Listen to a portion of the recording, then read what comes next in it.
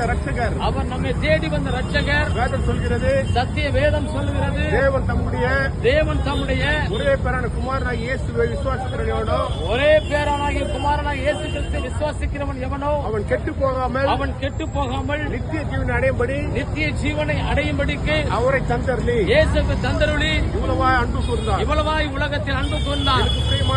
எனக்கு பிரியமானவர்களே, மனிதனுக்கு ஒரு நித்திய வாழ்வு உண்டு. மனிதனுக்கு ஒரு நித்திய வாழ்க்கை உண்டு. அந்த வாழ்க்கை இயேசு கிறிஸ்துவின் மூலமாக உண்டு. அந்த வாழ்க்கை ஆண்டவராகிய இயேசு கிறிஸ்துவின் மூலமாக உண்டு. தேவன் ஆதியிலே மனிதனை செம்மையாக படைத்தார். தேவன் ஆதியிலே மனிதனை செம்மையானவனாக உண்டாக்கினார். அவர்களோ அநேக உபாய தந்திரங்களை தேடிக்கொண்டார்கள்.